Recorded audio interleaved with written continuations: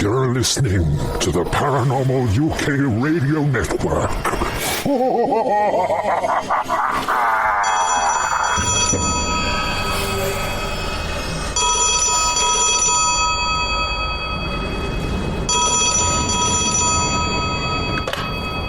Hello? Is that the famous astronomer, Sir Patrick Moore? It is, very much so. Any news on the space front? Quite so. Elon Musk has just designed and developed 5 gigantic, state-of-the-art rocket ships. All members of Parliament, along with the American Senate, have first-class tickets aboard them, you see. They're told they're going to the moon. Told? Where exactly are they going, Sir Patrick? The new anomaly discovered recently astronomically. A huge black hole.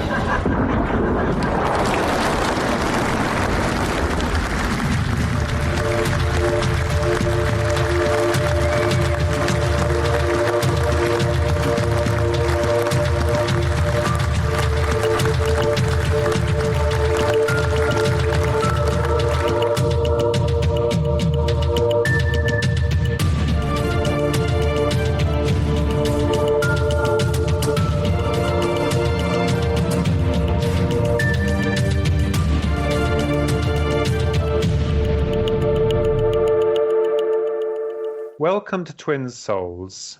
Twin Souls is brought to you in association with the Paranormal UK Radio Network. Your host, Philip Kinsella. Now, today we have an amazing guest whose name is John Steiger, and he is a researcher and author of the UFO Trilogy Dramas for the Stage, published by Philip Mental's Flying Disc Press.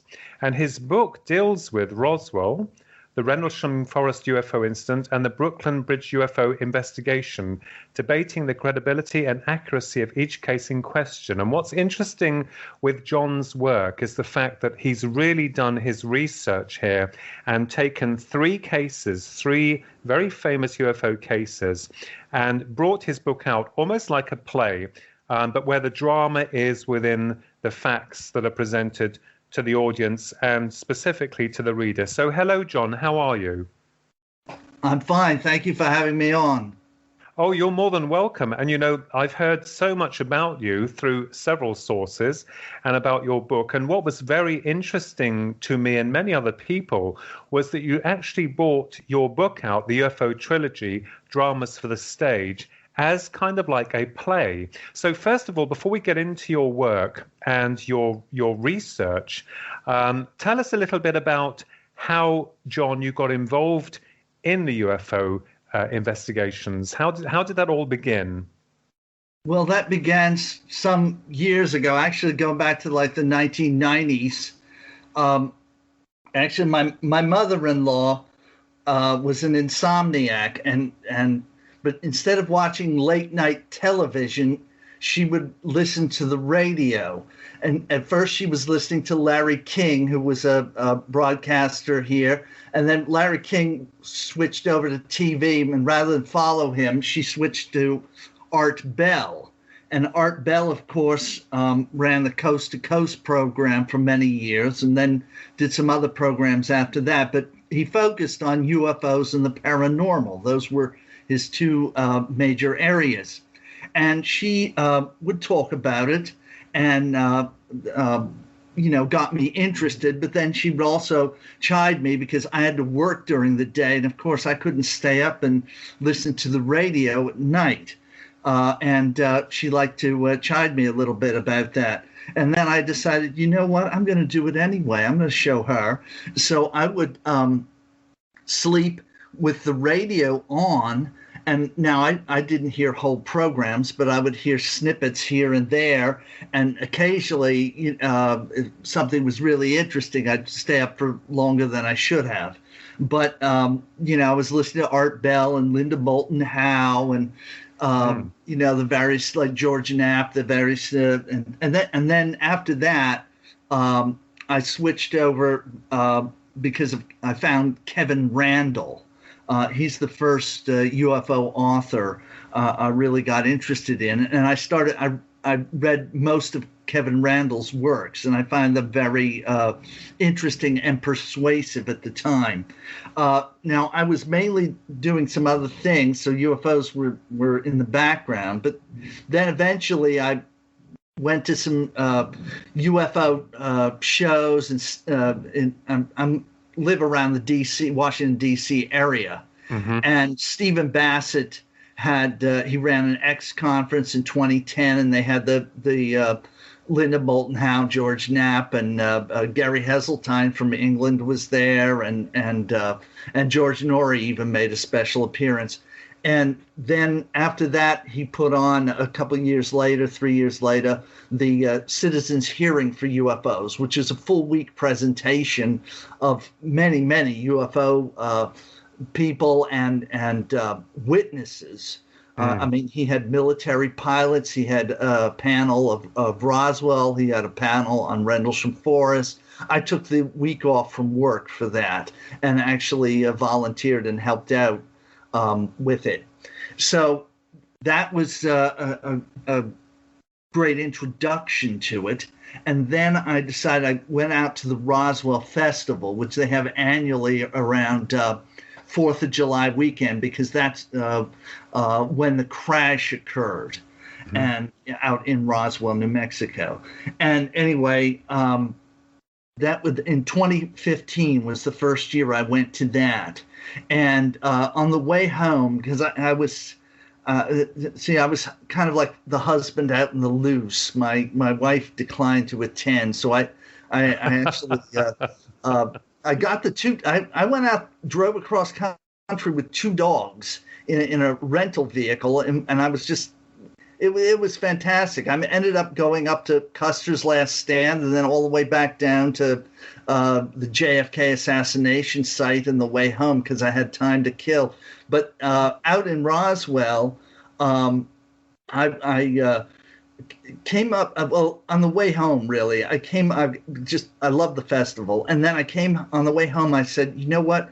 What would be wonderful for Roswell would be to come up with something in the form of a trial, so that you would have the pro-UFO side present their evidence and the anti-UFO, anti-Roswell side present their evidence, which is mainly what the U.S. military denies Roswell, of course. Mm-hmm. And so I came up with the idea of doing this stage play called The Roswell Trial, a courtroom drama.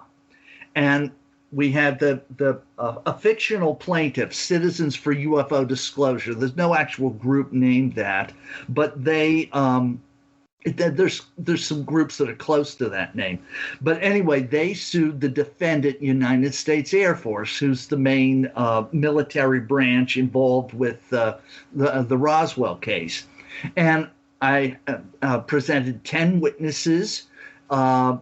No one on the pro Roswell side knows the whole of what happened firsthand. It's just it was too big and too spread out, and there's no one really who has all the information. I mean, the investigators know what happened, but they're not firsthand witnesses. So you have to take the witnesses and present them in an order, and to figure out exactly what happened. At least from the pro-UFO side. Now, the military has they made 2 reports in the 1990s around the 50th anniversary of Roswell, denying that there was any UFO crash. The first explanation was of course the weather balloon, and then they changed it to mogul weather balloon, which is a special type of weather balloon used for monitoring Soviet nuclear explosions, or possible Soviet nuclear explosions. And then they also came up in the second report with the dead bodies were from when they dropped bodies, fake bodies out of planes in the 1950s, years later. But they said there was time compression. I mean, there is. Their denial knows no limits. They will stretch to whatever means they have to in order to come up with an explanation that's not UFO related. So anyway, that's basically what the Roswell Trial, a courtroom drama, consists of. The pro-UFO side versus the anti-UFO side, and you see the entire case in a nutshell. And you can find out what happened in Roswell in one evening's reading. It's a fairly quick read. It's only about 50 or 60 pages. Well, John, I have to say that I think it's wonderful because you spent a lot of time researching this, didn't you? Especially with regards to Roswell. I think you spent about 9 months researching this. Is that right? 9 or 10 months. I don't know exactly, but it's 9 or 10 months. In each case of each play, it basically was the same split. They took about a year all total, each one of the plays. So 3 years to write the book. 9 or 10 months to do the research, because there's an awful lot of research out there to compile, especially about Roswell and Rendlesham Forest. And then 2 to 3 months to actually write the play. And each one of these are thoroughly researched. There's 855 endnotes with multiple references to support what went on in the play. I'm not trying to take anyone's work here. I'm just compiling it into a new and orderly fashion, hopefully, that the reader who's looking for an introduction to the world of UFOs, this is a great book for that, because it presents 3 of the main cases. Most people have heard of Roswell. Rendlesham Forest is the big British case. And then the third case, the Brooklyn Bridge, involves an alleged alien abduction of the Secretary General of the United Nations. Now, that's arguably the highest international position on Earth, and to say that they were abducted by aliens is quite an amazing claim. Yeah, I mean, I remembered reading the book, and I have the book, Witness by Bud Hopkins. He investigated this, and I was really astounded, really, when I found that you had also incorporated this into one of the 3 sections of your work. And because I've heard so much about the Brooklyn Bridge UFO investigation and the secrecy to begin with that surrounded this VIP that was involved with the actual person who was being abducted. And but going back to Roswell, before we go into that, I've always believed that actually happened, and I also believe that the military had covered it up, because one of the main questions that people don't ask is that if the project had been that secret, why on earth would they mistake, a simple balloon for a flying disc? And also, if it was top secret, why they hadn't been, or the army, the Roswell Army or whatever military faction had sent out this balloon, weren't actually monitoring it in the first place. So it's easy, isn't it, to sway public opinion and bury something through mere psychological tactics. I mean, the other thing I wanted to ask you, John, is, were there bodies? Do you believe there were bodies that were discovered at that crash site? I believe there were bodies, but I only present one firsthand witness to that. And that was, there were 2 crash sites. Well, two main crash sites, but one of them had 2 components to it. And they are in different counties in New Mexico. Right. One is much closer to Roswell. It's about 40 miles away, give or take, from the base. And then there's the other one is closer to 70 or 75 miles away, and that's in Lincoln County up by Corona. And that's where Stanton Friedman and Don Berliner got the name for their book, The Crash at Corona. But they weren't focusing on the highway, the one out by Roswell, which I call Highway 285, because it's about 5 miles west of Highway 285, and that's where the main craft was found, and that's where my one witness, Sergeant Gonzalez, claims that he saw the bodies. He actually saw the bodies on the site. Now, there's other people who have said it, but they weren't on the site.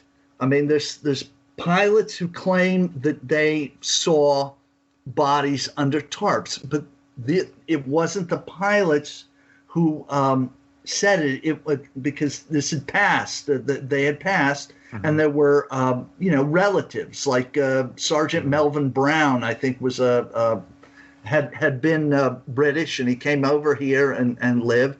And I think he was one of the ones that said. And there's another Pappy Henderson who supposedly flew bodies to Wright-Patterson, where they ended up being kept for a while. We don't really know where they are right now. At least I don't think there's great evidence as to know that, oh, yes, they're exactly in Wright-Patterson, or they're exactly in Area 51, or they're down in Florida where supposedly Jackie Gleason got shown them by President Nixon.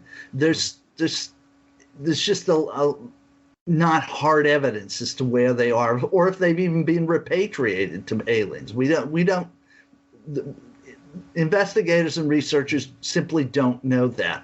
But what's important is that they existed at the time, according to Sergeant Gonzalez and others. But I only present firsthand testimony in this. I'm looking for the strongest testimony.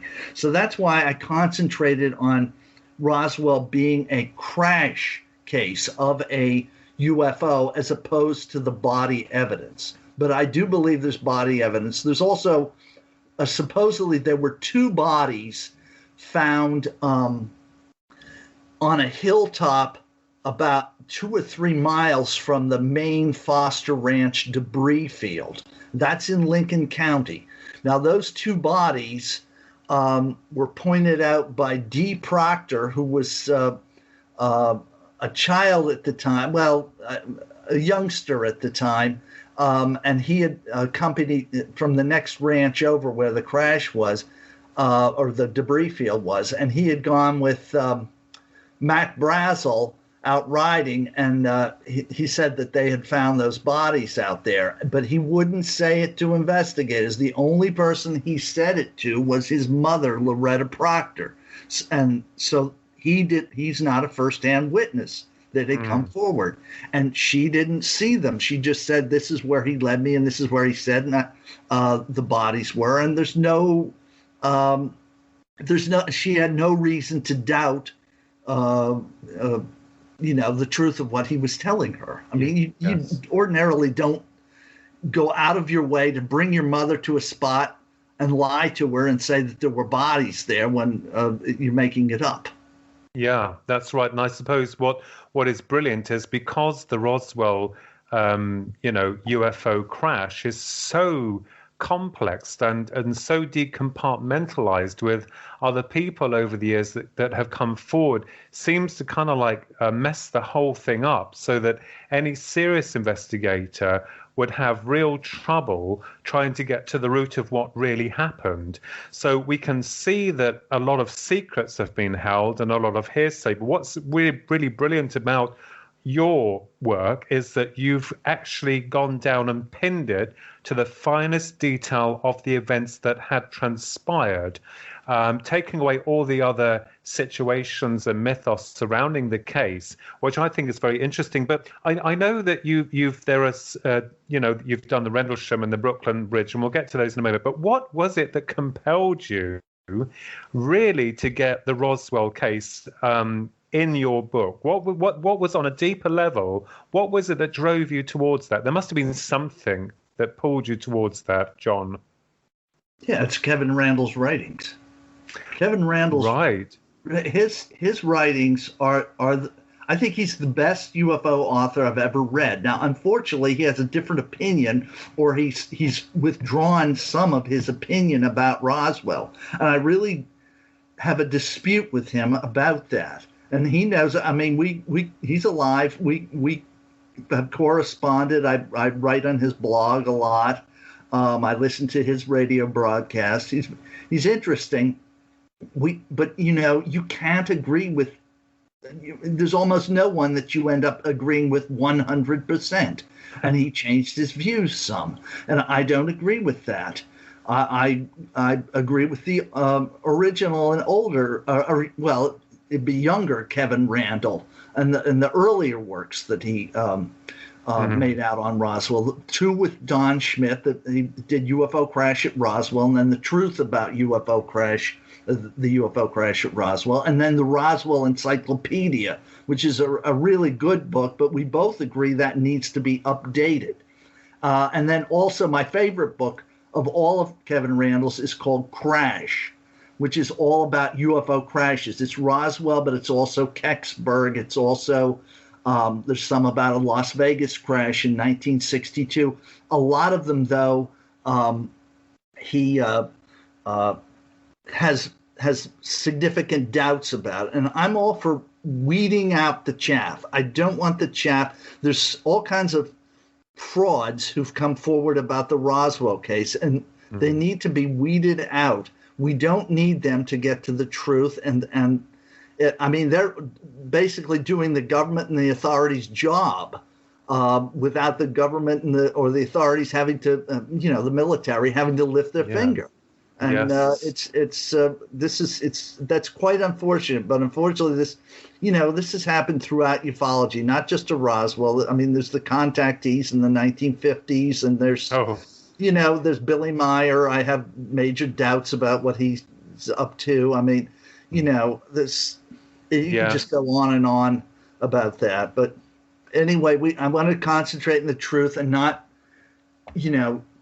give people. Don't follow the military's way. Do not dismiss UFOs.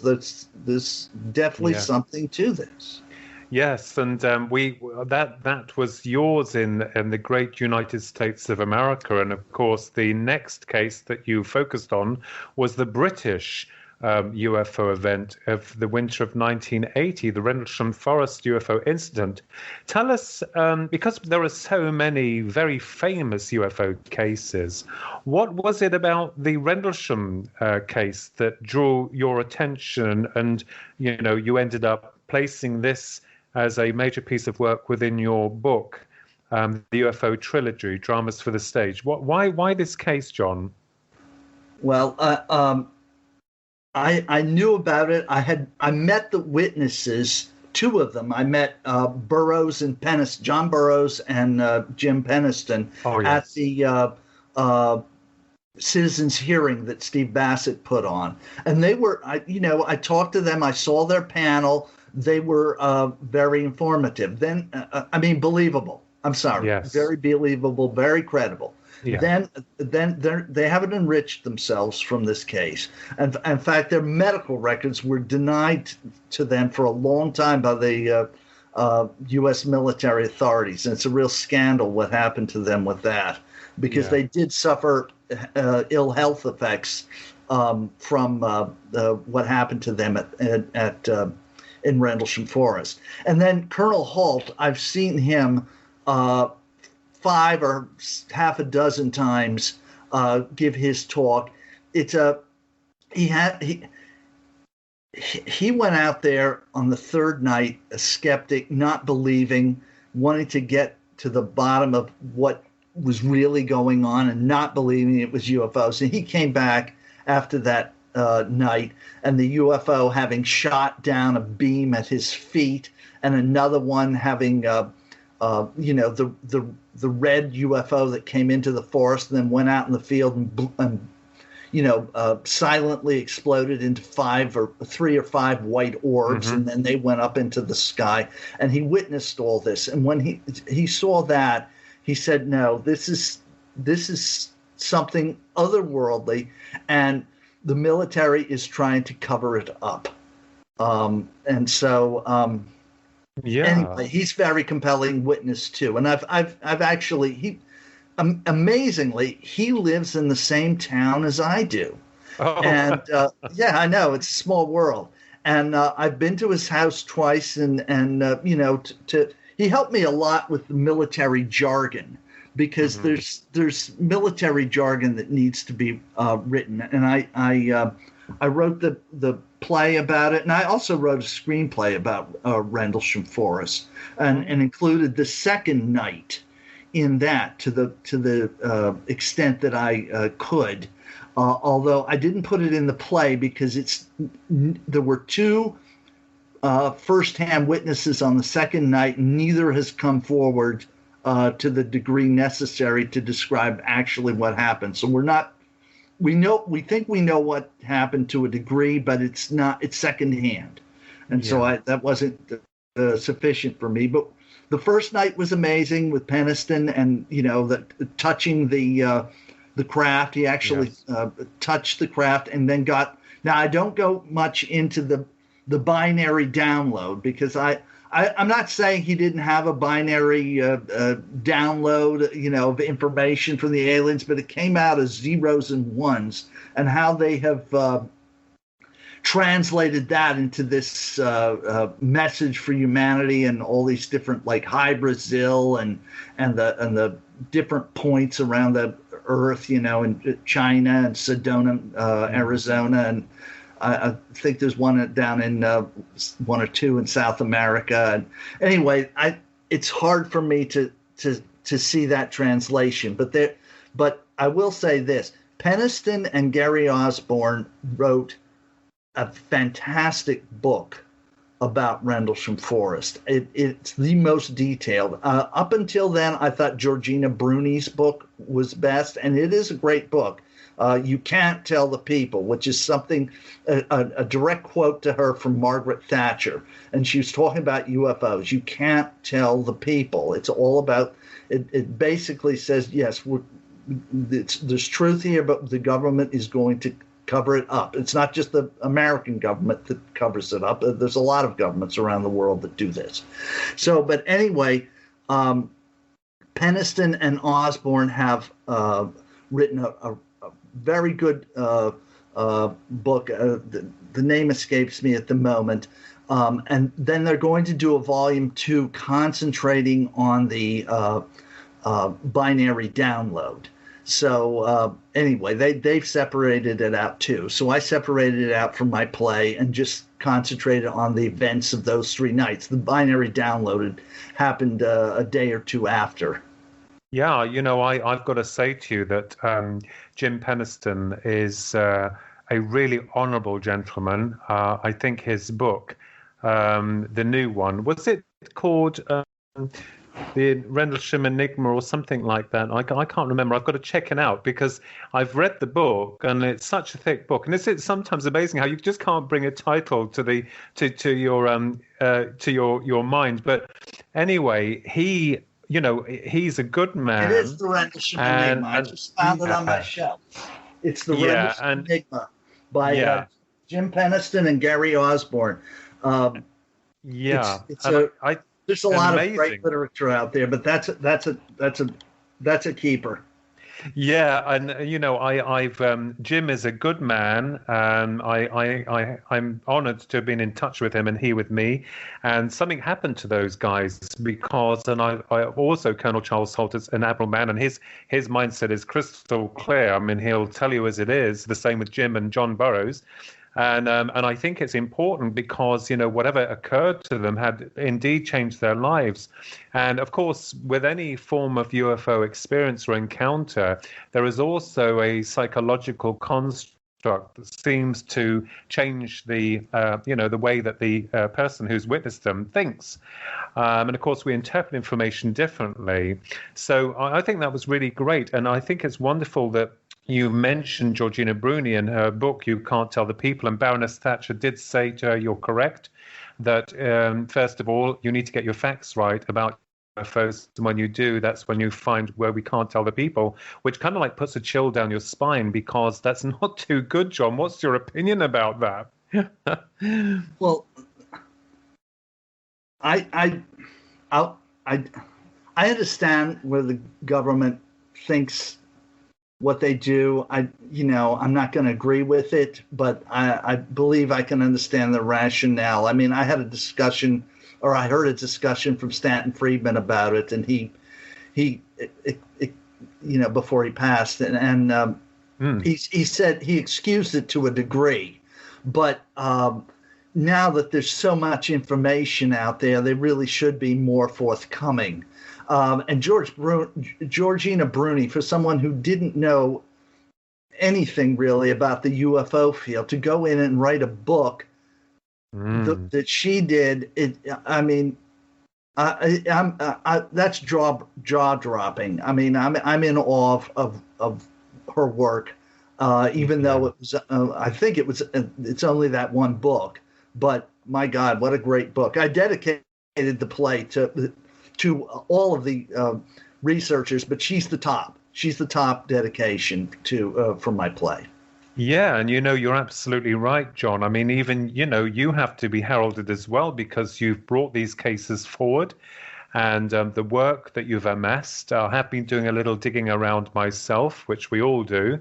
And, you have to be credited, incredibly credited with the amount of work that's gone into your plays.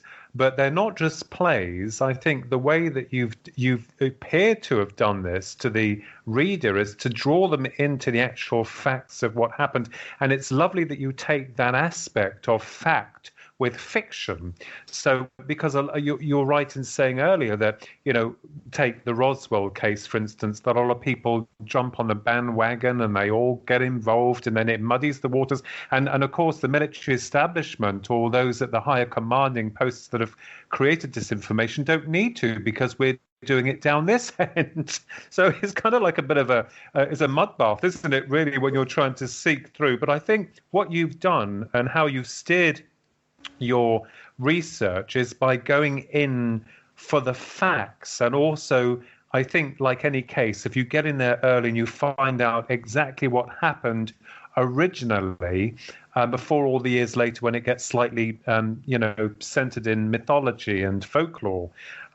So yeah, absolutely. The Rendlesham Forest UFO incident is one of Britain's Roswell, and of course that ties in with your wonderful country in America's the 1947 crashing of a UFO. So now I want to ask you, John, because you've dealt with two of the world's most famous UFO encounters. What was it about your next analysis of the Brooklyn Bridge UFO investigation? Tell us a little bit about that, John. Well, there's two things. And thank you very much for your compliments on my work. I do appreciate it. I mean, I compliment the authors who came before me. I have a bibliography and direct people to read their works too. My work is basically meant to be an introduction to these famous cases. The Brooklyn Bridge case is worthy of attention on two primary counts, I believe. Number one, because Bud Hopkins wrote such a great book, Witness, right up of the case. Now, his is very much on the side of it being an alien abduction, and Linda Cortile, she gave me a good blurb on the back of my book, and I really do appreciate that. But it's hard to know what actually happened, because there's not just one side in Brooklyn Bridge. And but what brought me to it, besides Bud's wonderful work, is that it involves the Secretary General of the United Nations. It's not just Joe Smith out in the corner who's getting abducted. Mm-hmm. It's the UN Secretary General, and it's the most famous person that I'm aware of who's been allegedly abducted. Now, the Secretary General officially denied that he was abducted, and he continued to do that all the way. He passed earlier this year. I think it was in February or March, at age 100, but he never admitted that he had been. But he also, Bud Hopkins has correspondence from him on official UN sanctions stationary, excuse me, Mm-hmm. and with this signature, and that indicating that yes, I was abducted. It happened as you have written it or whatever, but I have to officially deny it, and I will officially deny it, and so it's this whole case is there's so two sides to all of it as to what is the truth and what is not. And I really had to do the most digging in the research of this because there's not as much written about it. It's not as famous as Roswell or Rendlesham Forest, but it is as interesting to me. And there's a lot of, again, I have bibliography of this, but it's mostly magazine articles and other, not book writing. Yeah. But very interesting, writing on both sides. Mm-hmm. And I sifted through it. And now there wasn't Rendlesham Forest was a military or a British American board of inquiry into Rendlesham Forest. Then the first Roswell was a courtroom trial. This is simply you show the hypnotic regressions. In the first act, you show two hypnotic regressions of the abductee, Linda Cortile, as is described in Witnessed and some other places. And then, and Linda, details what happened to her and the involvement, excuse me, of the UN Secretary General, because she was there with him. She didn't know it was him at first, but later on. And then, she there's a scene where her son is on the table with the aliens are examining her son, okay, and it's incredibly traumatic. And the UN Secretary General placated her to help her get through that traumatic event of seeing your own son being probed by aliens. So that must have been unreal to see. But anyway, then in the second act, the play turns quite emotional. And there is a character on the skeptical side who I named Carla Roberts. It's based on a real person, but I received a lot of assistance from this person, but they ended up not caring for the play because she said that you've turned me into a bitch, John. That's pretty much a direct quote to me, and she wasn't happy that I had turned her into a bitch. But you know what? She had to be, because she was up against Bud Hopkins and Linda Cortile. And they are presenting their side, and they are very emotional because Linda says, I was abducted by aliens, and Carla Roberts, the character's name, doubts it strongly, has come to doubt it. And she also doubted Bud Hopkins' research into this, investigation into this. And so there's a big confrontation, and both sides go back and forth with the various discussions of the evidence. And anyway, I think it's the best dramatic writing that I have in the book. And occasionally the UN Secretary General will appear also. But anyway, that second act of Brooklyn Bridge, and it would be a wonderful, wonderful work for actresses. I mean, Linda Cortile and Carla Roberts are prime roles for actresses. Bud Hopkins it's a very good role too for a gentleman actor, but I really think these two roles for actresses, if I could get an actress who, wanted a plum role and to put on a play, this is it for them. I mean, you're going to be at the forefront. There's only 4 main parts in the whole play. So it's wonderful. Anyway, yeah. So it's a plum role for someone willing to take it up. What's interesting, John, it's fascinating, is that I do remember when this all came out many years ago about this case, the Brooklyn Bridge UFO incident, and also of the controversy that surrounded the case, and of course, obviously with the VIP involved, because I do believe that, if my memory serves me well, it all came down to something about the oceans and, of course, the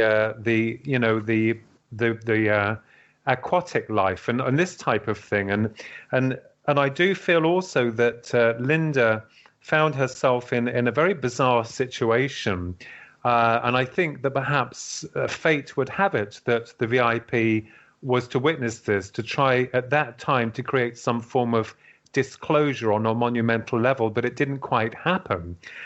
So that case has also interested me. And I, as I said before, I was really quite stunned to see that was part of your work, of all the many other UFO instances, because it's one that's mainly overlooked. And I was really quite happy and delighted to see that in there. So the question remains, John, your ideas about UFOs, obviously, from an intelligent and brilliant man as yourself, as a researcher into the UFO phenomena, I've got to ask this question. Have you yourself ever seen a UFO? No, I have not.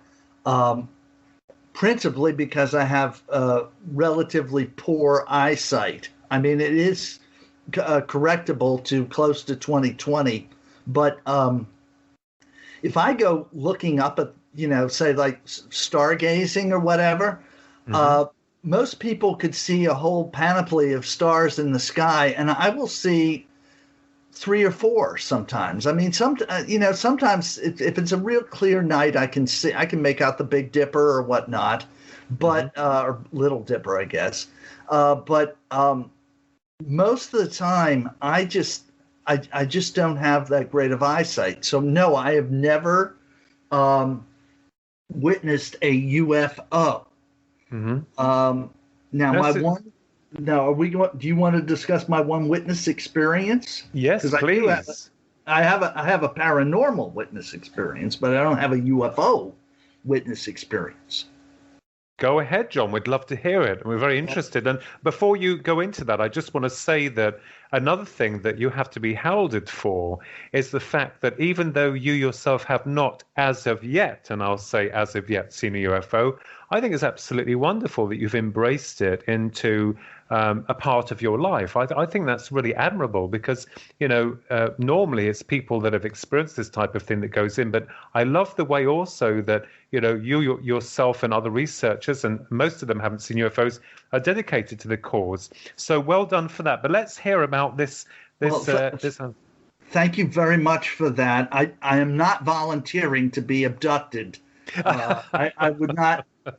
You don't want to go down that road. Except my worst enemies. I'm all for my worst enemies being abducted. That's fine. You don't want that. No, not personally. Okay. What happened? My sighting. I had a paranormal sighting. This was actually the morning after the end of the Roswell UFO Festival, the first one that I attended. In July of 2015. And what happened is I was on this road trip I explained a little earlier with my dogs, but by myself. And it was my habit on a driving day to get up early in the morning and make the dreadful hotel room coffee at about during the 2 o'clock hour. Okay, I shower, feed actually I didn't feed the dogs till later in the morning, but get the dogs ready, get everything out in the vehicle. It was a Subaru Outback, a honey of a car, and that I had rented. So anyway, I'm driving out of Roswell, and now Roswell is out in the middle of nowhere, and New Mexico is a big state. I mean, I think it's the 5th largest U.S. state. And Roswell in the middle of nowhere, you're several hundred, at least 200, maybe 250 miles from the highway to the west, the interstate that I was heading to. Gosh. I didn't go back the way I came. I decided to cross over Roswell. I don't know why. I guess I wanted to go through Socorro where that other landing was. Oh, yes. Yeah. So anyway, I left the hotel about 3 a.m. I'd say I was driving about 60 or 65 miles per hour. We don't do, the kilometers and whatever over here, so you'll have to forgive me, but we're stuck on our old English measurements for right now. So anyway, 60 to 65 miles per hour on this highway. It's called US 380, and I'm headed towards Interstate 25 north. Okay, I'm going west. I was suddenly I come up. I was between two small towns out in New Mexico called Capitan and Carrizozo. There's some Carrizozo is Bill Brazel, the son of Mac Brazel with Roswell, has been in Carrizozo, and he had a meeting with Kevin Randall and Don Schmidt there. Anyway, so I'm driving early in the morning, and all of a sudden, I see a figure on the left side of this 2-lane, but good road highway. So it's 2 lanes, and I'm out in, I guess it would be called kind of like ranch. It's ranch country, but it's scrubland. It's really not great. It's not like, Nebraska or Wyoming, is fertile. Yeah. New Mexico's drier. It doesn't have as good a grass or as good a climate. I mean, the animals there have to really fight for what they're eating and whatnot. So anyway, I saw this figure. Now the figure was, but you know how your headlights penetrate the gloom of the night, okay? Mm-hmm. But they don't penetrate this figure. This figure was black as coal, okay? It was all black, and it consisted of 3 parts that you could make out, and that it had a hat on top of it, like a fedora hat, in the manner of Humphrey Bogart. Like, think of his detective hats in Maltese Falcon or The Big Sleep. It was a hat like that. Then there was a face, but basically it's the head. Okay, you can see that the hat is on a head, and I could see the nose, but it's a silhouette. All black, silhouette, but my headlights made that out. The third thing is, it seemed like the figure was in a trench coat. Okay, again, like the Humphrey Bogart detective in those 2 movies I mentioned. Okay, now, you can't make out hands. You can't make out arms. You can't make out legs, feet, or any other facial features, eyes, or, even maybe. Anyway, you just can't make these things out. But it's completely dark. It also is a little higher off the ground than if it was standing. It's kind of like it's hovering or floating above the ground. Okay, now you see the figure. I saw it, and as soon as I saw it, I did the perception of what I saw, and then it dematerializes into a streak of light, and the streak of light crosses the road, and immediately it rematerializes on the other shoulder of the road. So it crossed 2 lanes of highway in a second. I mean, this all happened. It was under 2 seconds, the whole experience. So I've had, a dull and ordinary life for 60 plus years and 1 second plus of paranormal activity. But at least give me that second, I'll take it. It was very interesting to see it. You see the figure, it dematerializes into a streak of light, crosses the road, and then rematerializes. Now, I was going 60, 65 I zoom right past, and it took me about 10 minutes going down the highway, which is close to 10 miles down there, to process what happened, because I had no expectation of seeing it, of course. You know, I've seen nothing in the more than 1 hour since I had set out. You're in the middle of nowhere in New Mexico, ranch land, and you just don't expect to see anything like this. So it's not like I'm instantaneously processing it, and it's not like I'm instantaneously stopping, you know, oh, I have to investigate that or whatever. It took me 10 minutes. By the time I was down, I said, you know, I could turn around. I could turn around and go back there and see what's what. But the thing is, it's a nondescript area.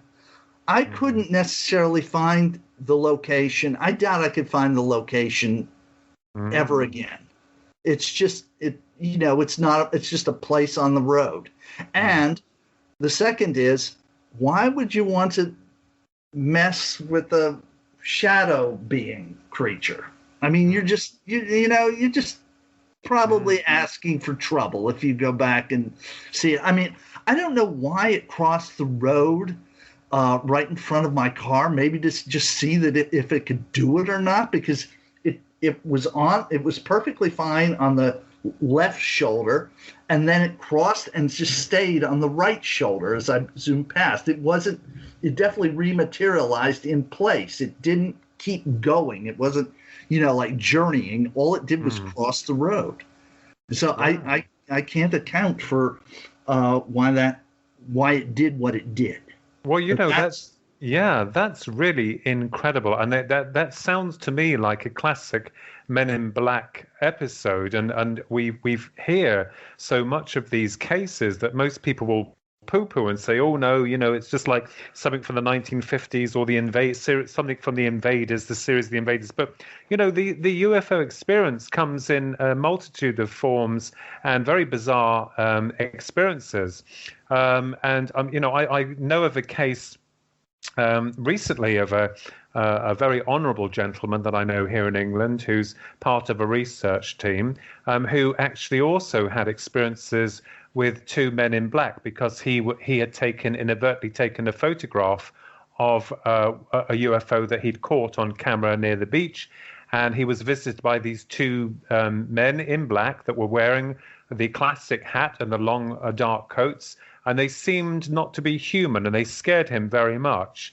And he believes that he lost some time. But I think, John, perhaps with you, because maybe on a higher level of conscious awareness, I mean, we can only speculate, we can only build upon hypothetical models. We can't say this is what it is and this is why it happened to you. But it just seems odd that it happened when you had, gone to the Roswell conference, and then it may be that this higher intelligence, or whatever form it operates on, is trying to make you aware of the presence of the high strangeness, and perhaps because it knows, as you've just described, that you have unfortunately some difficulty with your sight, that it would present itself in a way that was more in your face, so to speak, so that you're able to see it. I'm no expert. I literally just, like you, I have a great love and passion for the subject, looking at it very closely and analytically, but not too analytically. We have to have some room for conjecture and theory. But my goodness me, I think if that was me in that car, John, I think I would have put my foot down on the gas and gone, man. Well, I continue at the same rate. I mean, I continue. And the thing is, it would, I don't know when I made up my mind to go that route instead of the other route, which would have been shorter and made more sense probably, if, because I was going north. I lost time going across New Mexico instead of going up, but considering where I was going. But anyway, it just happened to be out there. So I don't know that it was planned at all. Did you lose any time? Sorry to interrupt. Did you lose any time? I have no knowledge, no suspicion. I did not lose time. I was in the car the entire time. That's interesting. That's No, really amazing. it's not an abduction, and it's not. It's really not classic Men in Black, because this thing didn't walk. Okay, it didn't walk. It didn't talk. Well, I don't know if it could talk. Maybe it could talk. Maybe it could walk, for all I know. But it was like hovering or floating, and then it went into a streak of light to get across, and then was there on the other side doing the same, hovering or floating, whatever. So it definitely, look, it couldn't. I would have hit it if it had tried to walk. A cheetah, the world's fastest land mammal, could not have made it across, I don't think, those 2 lanes of highway as fast as I was going from the moment I saw it till when it had to cross. I mean, this thing, it was, I didn't blink my eye, but it's about that fast. It's under John, absolutely. Yeah. And, this is something that happens to people who witness the paranormal, and we have to put the UFO phenomena, although we try to separate the UFO phenomena from what we call paranormal activity. But, both the paranormal and UFO phenomena are very in close proximity with one another, with the level of high strangeness that accompanies them. So, and obviously what's interesting to me, John, from you explaining this very personal experience that you had, is obviously changed you or made you question it. And I think that maybe this is the larger picture, is that you then went on to write this amazing book, the UFO Trilogy Dramas, for the stage. And I think that perhaps that on some other level, that you're being utilized as an instrument to bring forward this so-called disclosure, even if it's on a very small level, because I don't care who people are, where they come from, we're all important, we're all connected. But some people stand out, like yourself and many other researchers, and they want to be counted because they want the truth to be out there. And I think that is really wonderful. So John, do you have any plans to write any more books? Yes, I do. Probably not plays. Right now I'm concentrating on one or more projects about Art Bell, because I love his radio program. My mother-in-law hooked me on it, and you can hear a lot of them are available on the internet.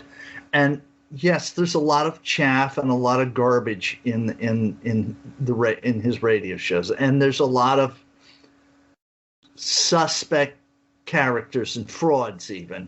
And he got taken in at times too by it. But there's also a lot of interesting people he interviewed. I mean, it's close. I've done some tabulation. It's close to 2,000 individual shows. Okay. Good Lord. Yes, over close to 20. Well, I guess if it would be 23, 24 years, something to that.